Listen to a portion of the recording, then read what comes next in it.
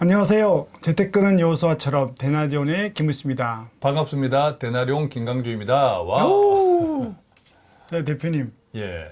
아직도 이렇게 상담이나 특히 예. 교회 강의 가고 질문을 받아보면 예. 여전히 투자는 뭐 특히 주식 투자나 이런 투자는 하나님 싫어하신다. 예. 좀 이건 하면 안 된다라고 예. 생각하는 성도들이 예. 아직도 생각보다 많아요. 탐욕이다. 네, 주로 탐욕이다. 예. 네, 그래서 불로소득이니까 하면 안 된다는 분위기가 많아서 그런 질문들이 많이 들어오는데 예. 오늘 뭐 거기에 대해서 또 대표님 사례가 있다고. 예. 네. 최근에 저도 이제 그렇게 말씀하시는 분들 자주 만납니다. 네. 자주 만나는데 특히 시니어 분들, 네. 나이 드신 분들 가운데서도 이제 그렇게 생각하시는 분들도 많아요. 또 반면에 그분들은 참 신실하게 살아오신 분이기도 해요. 네. 예. 어떤 사례가 있었냐면 네. 평생을 거의 직장 생활 하시다가 경제 활동 막판에는 네. 조그만 이제 자영업을 해 오셨던 분인데 네. 지금은 이제 한 65세 정도 되셨어요. 아, 네. 65세 정도 되셨는데 교회 장로님이시고 네. 적금 그동안에 계속 적금해 오셨고 경제 활동 하실 때 네. 또 집을 샀어요. 옛날에 대체로 그랬잖아요. 네, 적금 맞아요. 부어서 고금리였으니까 집을 샀고 그렇게 집을 샀더니 집값이 올랐죠. 지금 이분은 65세신데 국민연금도 괜찮게 나오고 네.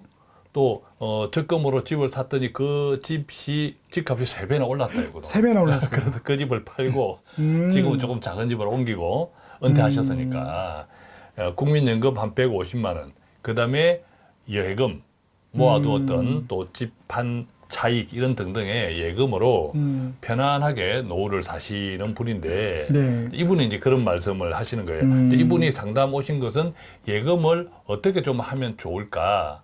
관심은 있었네요. 그렇죠. 그래도. 관심은 있었는데 네, 네. 아직도 이제 그분의 마음에는 투자 마음에 안 닿는 거지, 마음에. 또 이분은 또 국민연금에 그렇죠. 150이면 국민연금 굉장히 150. 성실하게 살았고 상당히 성실하게 또 사셨던 큰 분이에요. 집도 올라서 작은 집을 옮긴 거는 또 욕심도 없는 것 같고요. 그렇죠. 그래서 이제 대나리온 방송을 가만히 듣다 보니까 음. 주식 투자 이런 꼭 우리가 이제 늘 말씀드리지만 투자는 주식만 있는 게 아니에요. 네, 맞습니다. 예, 투자를 우리가 투자의 3등급, 세 가지 등급이 네. 있다도 그 동영상에서 한번 했지만 뭐 조금 더 구체적으로 보면 투자 종류는 10가지가 넘어요. 그죠? 맞습니다. 예, 10가지가 넘고 우리가 일반적으로 나쁘다 하는 주식 투자는 그 10가지가 넘는 투자의 종류 가운데 가장 최상위에 있는 그렇죠. 가장 하이 리스크 예, 갖고 위험도 있는 크고 높은 그만큼 우리가 조심해서 해야 되는 것이 주식 직접 투자인데 네.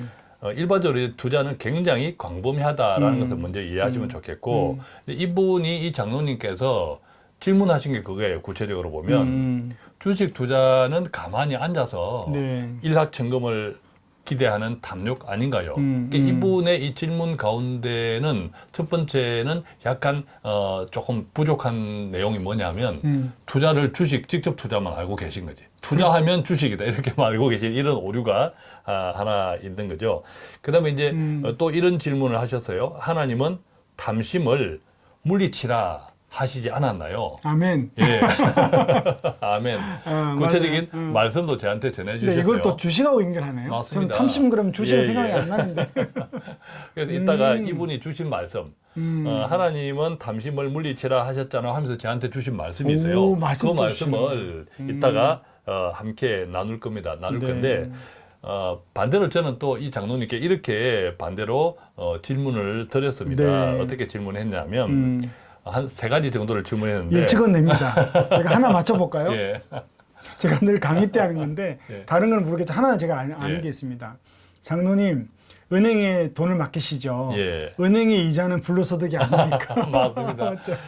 가끔씩 이제 은행에서 이자 받는 것은 어떻게 다른가 이런 또 토론도 있긴 합니다. 그래서 저도 이제 그런 질문을 드렸죠. 첫 번째는 3가지 질문을 드렸는데 은행 이자는 일하지 않고 받는 불로소득이 아닌가요? 그러네요. 라는 말씀드리고 두 번째는 집값이 장로님 어쨌든 3배나 올랐잖아요. 올랐죠. 그렇죠. 3배나 올랐죠. 3배나 올랐는데 이게 오래전에 산 집이에요. 네.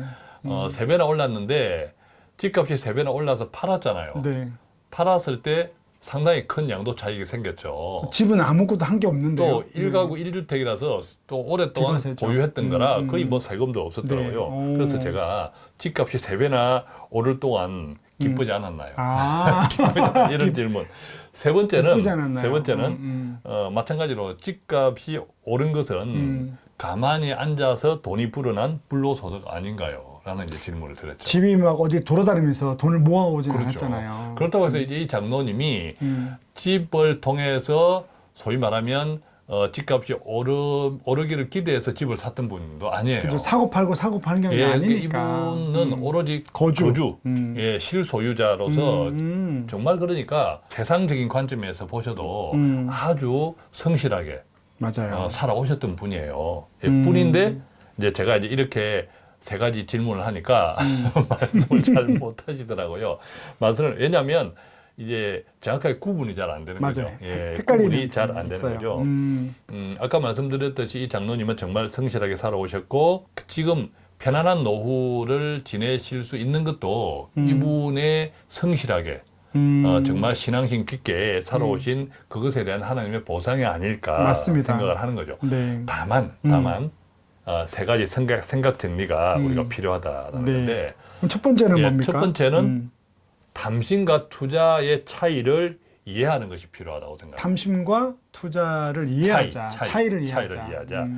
이분이 저한테 주신 말씀이 누가복음 12장 13절에서 15장 말씀인데 오늘 이 말씀 재테크의 주제 선구예요. 네. 한번 우리 센터장님 한번 읽어주시죠. 네, 무리 중에 한 사람이 이르되 선생님 내 형을 명하여 유산을 나와 나누게 하소서 하니 이르시되 이 사람아 누가 나를 너희의 재판장이나 물건을 나누는 자로 세웠느냐 하시고 그들에게 이르시되 삼가 모든 탐심을 물리치라 사람의 생명이 그 소유에 넉넉한 데 있지 아니하니라 하시고 예. 아. 바로 이 말씀을 주셨어요. 네. 그러니까 하나님은 탐심을 물리치라 하셨다, 경계하라 하셨다. 그런데 주식 투자나 이런 쪽들은 결국 불로소득, 일확천금, 탐심이 아니냐라는 이야기를 하신 거죠. 그래서 첫 번째는 이 탐심과 투자를 그 차이를 이해하는 것이 필요한데 그 차이가 두 번째, 세 번째에서 나와요. 아, 그럼 두 번째는 뭔가요? 그렇죠. 두 번째는 늘 우리가 말씀드리지만 자본주의는 하나님의 산물이라고 믿으셔야 된다고 생각을 해요. 그렇죠. 자본주의 그렇죠? 이 자체가 경제를 그렇죠. 주신 거니까요. 그러니까 우리가 에덴 동산에서 사실 쫓겨나와서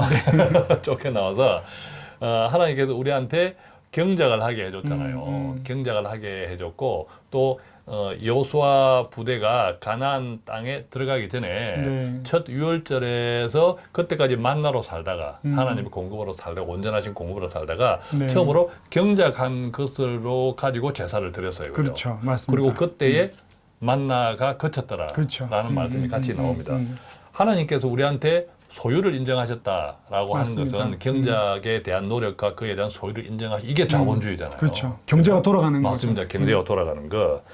그래서 자본주의는 하나님의 산물이다라는 믿음이 필요한데 또 이 자본주의는 계속 하나님께서 우리한테 능력을 주셔서 기술도 개발되고 그렇죠. 그것에 따라서 시대도 계속 변화하는 네, 것이 필요하죠. 네, 네, 이 장로님이 한창 경제 활동을 하셨던 시대는 고금리였고 그렇죠. 지금보다 훨씬 경제가 복잡하지 않았을 때고 그 부동산을 내 거주로 사도 뭐 다 몇 그렇죠. 배나 오르는 그때는 시절이었죠. 계속 한국이 고도 성장하던 네, 때라 네. 저축 고금리로 저축해서 그 돈 모아서 집 사고 이게 그냥 루틴이었단 말이죠. 그러니까 투자를 안 해도, 그러니까 이분 맞습니다. 입장에서는 주식을 안 해도 네. 맞아요. 네, 다 그때는 되는 사실은 뭐 거죠. 굳이 주식 투자를 네, 할 필요가 없었던 공부도 필요 없습니다. 그죠? 네, 그 경험으로 이제 장로님은 이제 생각을 하시는 거 아닌가. 네. 그런데 우리가 여기서 조금 더 쉽게 생각할 것은 자본주의는 하나님의 선물이라고 생각할 때 이 자본주의를 너무 복잡하게 생각하지 마시고 그냥 경제라고 이해하면 좋겠어요. 경제 사이클에 돈다? 그렇습니다. 그럼 성장한다? 경제는 하나님의 선물이다라는 네, 그렇게. 거죠. 네. 경제는 선물인데 조금 전에 우리 센터장님이 이야기했다시피 이 경제는 순환하면서 성장하는 거죠. 우리가 돌아보면 그 장로님께 제가 똑같은 질문 드렸어요. 장로님, 자본주의는 이 경제는 계속 성장하지 않던가요? 예, 그것은 하나님께서 우리의 풍요를 원하시니까 계속 하나님의 경제는 계속 성장한다. 그렇다면 이 자본주의는 하나님의 선물이고 그것이 곧 경제다고 이해하면 이 하나님의 선물을 우리가 잘 누리는, 이용하는 지혜가 필요하다. 결과적으로 장로님은 하나님의 경제를 이용한 거예요. 그렇게 맞아요. 고금리를 모르고 이용했고 했지만 삶에서 고금리를 이용했고 또 부동산을 이용한 거예요. 결과적으로. 그러니까 라이프 사이클이 있는데 그렇죠. 결과적으로 장로님은 알고 한 건 아니지만 경제 하죠. 습관에 이렇게 이용해서 그 시대가 지금 시대가 바뀌었다라는 거예요. 그러면 다르게 경제를 연결해가는 거죠. 다르게 또 경제를 이용해야 하는 거죠. 그래서 제가 이제 이런 말씀을 함께 나누었습니다. 누가복음 14장 28절의 말씀인데 네. 다 아는 내용이에요. 네. 예, 우리 한번 센터장님 한번 읽어주실래요? 네, 너희 중에 누가 망대를 세우고자 할진대 자기의 가진 것이 준공하기까지에 족할는지 먼저 앉아 그 비용을 계산하지 아니하겠느냐. 이 말씀 많이 그렇죠. 하죠. 우리가 늘 이야기하던 계획입니다. 계획. 네, 이 계획은 시대가 바뀌니까 바뀌는 시대에 맞게 내 삶에 필요한 비용들을 그쵸. 계산하면서 그것을 어떻게 마련할 것인가를 시대, 즉 경제가 변화되는 것에 맞추어서 우리가 계획해야 된다는 거죠. 그래서 이제 세 번째가 중요합니다. 세 번째는 투자에 대한 이익이라고 그렇죠. 했는데, 아까 우리가 탐심과 투자를 구분해서 생각해야 된다. 네. 그럼 이 투자라는 것이 아까 두 번째에서 기본적으로 하나님의 선물이라고 이해해야 된다. 네. 그랬을 때 세 번째 이제 투자에 대한 이해가 필요한데 앞서 이 장로님께서 투자는 탐심이다라고 전제를 했을 때 이 장로님이 잘못 생각한 것 바로 투자는 주식이다. 주식에 투자는 투자는 오직 주식이다. 그죠. 옛날에 이제 교회에서 네. 이 장로님의 그 교회에서 주식 투자해서 망했다. 그런 분들 있겠죠. 주식 네. 투자해서 망했다. 삶이 이런 그런 걸 보니까 이런 그 이야기를 듣다 보니까 이제 투자 이꼴은 주식 투자다 이렇게 생각하신 것 같아요. 그랬구나. 그런데 네. 냉정하게 보면 예금 적금도 큰 틀에서 보면 투자예요. 왜냐하면 우리가 그렇죠. 은행에 예금을 네. 했는데 기업에다가 빌려주고 기업에 투자하기도 그죠? 하고. 예, 은행은 그 돈을 기업에 빌려주고 네. 기업의 경제활동 자금을 네. 쓰고 또 개인의 또 소상공인 개인의 소상공인도 쓰고 또 우리가 예적금을 안전하다고 생각하는데 절대적으로 안전한 건 아니잖아요. 그죠? 부도 많이 냈지 않습니까? 은행이 네. 부도 난다든지. 부도 많이 났습니다. 그래서 예금자 보호법이라는 것도 있고. 예전에 뭐 저축은행에 막 2억씩 넣어서 그렇습니다. 소상공인분들 예. 5천만 원 이상 못 받고 하는 예, 것도 많지 예. 않습니까? 그러니까 예적금조차도 우리가 이자를 받는 것은 그 아주 소극적인 투자라는 그렇죠. 거죠. 최소한의 리스크에 대한 하나의 보상. 그게 예, 금리 그냥 소극적인 예, 투자. 그러니까 예적금도 큰 틀에서 보면 투자 행위라는 거죠. 맞습니다. 그다음에 이제 두 번째 이제 본질적으로 투자로 가면 투자 역시도 우리가 주식 투자를 예를 들면 네. 주식을 기업이 발행하고 그 발행된 주식 자금으로 기업을 경영하잖아요. 운영하죠. 그죠? 이익이 투자도 나면 하고. 배당금을 주는 거고요. 그래서 필요 자금을 조달하고 기업 이익의 일부를 사실 주식 투자하신 분들은 일부를 받는 거거든요. 배당이나 이런 것들을 어떤 의미에서 이제 동업이죠. 동업. 주식 그렇게 투자하시는 분들도. 보면 회사채도 있죠. 그죠? 회사채. 예, 회사채 발행해가지고 예, 자금 예. 돌리고. 그러니까 기본적으로 우리가 예적금이든 투자든 이것은 하나님의 경제에 필요한 것들을 우리가 동참하는 거다. 이용하는 거다. 이런 인식이 우선 좀 필요하다고 생각해요. 네. 그래서 이런 예적금이라든지 투자, 여기는 뭐 주식 투자만 포함되는 것이 아니라 회사채 같은 것도. 뭐 그럼요. 예, 회사채 같은 거. 전부도 국공채를 발행하잖아요. 발행하죠. 네. 이처럼 자본주의 경제, 즉 하나님의 경제는 예적금이나 다양한 투자 수단, 자, 네. 이것들을 통해서 유지되고 네. 지금까지 계속 성장해 왔고 앞으로도 성장할 거라는 거죠. 이게 하나님께서 우리한테 주신 큰 선물이다. 네. 자, 그래서 결론적으로는 아까 투자와 탐심을 구별해야 된다 할 때 이 예적금이나 투자 이것이 중요한 것이 아니라 맞습니다. 예, 어떤 마음, 맞습니다. 그다음에 방법 네. 이게 이제 중요하다는 거죠. 아마 장로님이 경험하셨던 그 다른 성도가 주식 투자해서 망했다. 그것은 아마 틀림없이 이 마음과 방법이 잘못된 거예요. 그렇겠죠. 마음과 방법이 잘못된 거예요. 예. 그러니까 투자도 엄청 종류가 많잖아요. 그러면 예. 그럼요. 그래서 결국 그러면 그 하나님이 원하시는 세 가지 조건이 있을 것 그죠. 같은데. 예.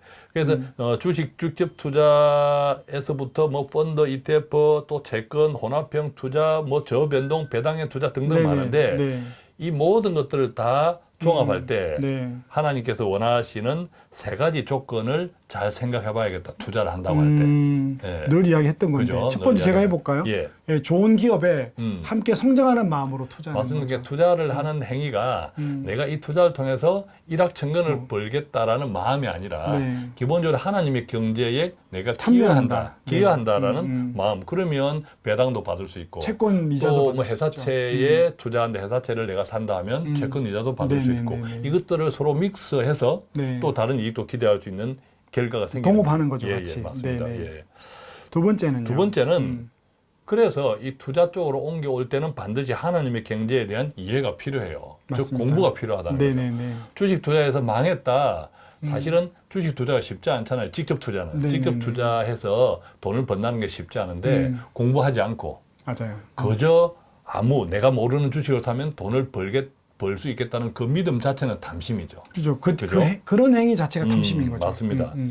그래서 이제 주식을 사고 파는 것도 어떤 의미에서는 배당을 받을 수 있는 권리를 사고 파는 행위잖아요. 네네. 그런 것들을 포함해서 투자 이익 모든 것들은 내가 공부하지 않으면 네. 기대하기 힘들다. 음. 예, 절대 자본주의 또 하나님의 경제에 대한 이해 공부가 선행되어야 하고 그 공부가 선행되고 아까 첫 번째 좋은 마음과 네, 태도 네, 네. 이것이 이제 받침이 돼야 된다. 음.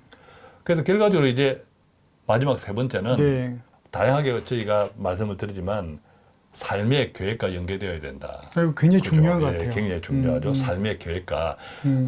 우리의 앞으로의 필요를 다 공급해 주시는데 음. 하나님의 경제 속에서 네. 예, 그것을 잘 이해하고 내 삶의 계획과 필요한 돈을 언제 필요한 돈은 어떤 투자를 하고 네. 또 언제 필요한 돈은 예컨대 뭐 어떤 투자를 이때 투자는 앞서 말씀드린 대로 예적금을 다 포함한다고 네. 좀 폭넓게 이해하시면 좋겠고 네. 자 그랬을 때 하나님의 경제를 지혜롭게 이용할 수 있겠다. 자 이런 생각을 나눴죠. 그래서 결과적으로 장로님과 저는 말씀 속에서 많은 것이 공감을 이루었고 교제했네요. 예, 교제하고 저도 많이 은혜 받고 네. 또 장로님도 조금 필요한 것들을 좀 나누는 그런 시간이 네. 되었습니다.